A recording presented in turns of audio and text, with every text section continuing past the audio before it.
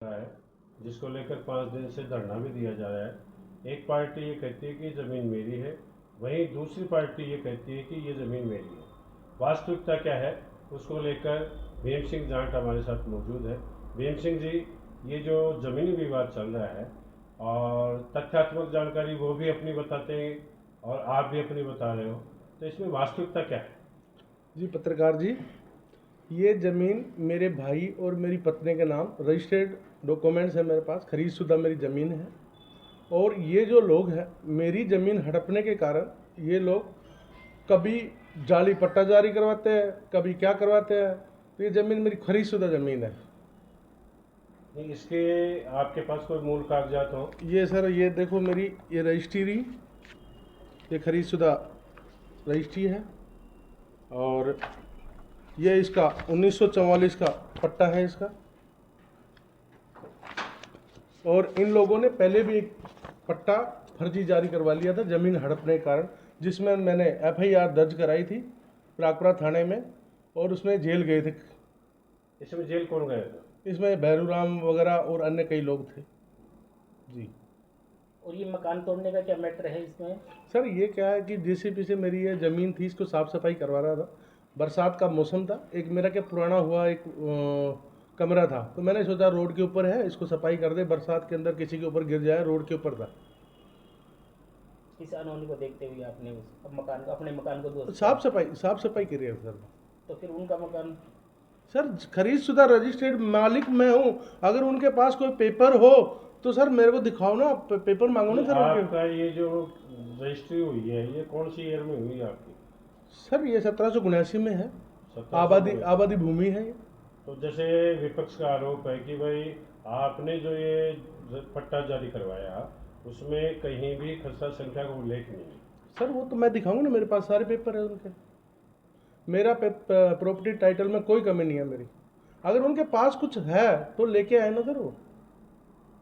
नहीं तो अभी जैसे कानून व्यवस्था की बात करें अपन, जी। तो पुलिस प्रशासन आपका सहयोग क्यों नहीं कर रहा है इसमें? सर धरना प्रदर्शन लगाना लोगों का, पुलिस भी दबाव में है उनके। नहीं, किस बात का दबाव? जब ओरिजिनल कागज आपके पास है तो फिर दबाव क्यों? सर मैं कोर्ट से चल रही है मेरी प्रोसीजर जी। तो अभी कोर्ट में किस स्टेज पर चल रहा है आपका ये? सर मैं बता रहा हूँ सर, इन लोगों ने पहले फर्जी पट्टा बनाया था और मेरे पक्ष में ये आया था सारा ये। और इस मेरी ज़मीन पे कोई स्टे वगैरह नहीं है।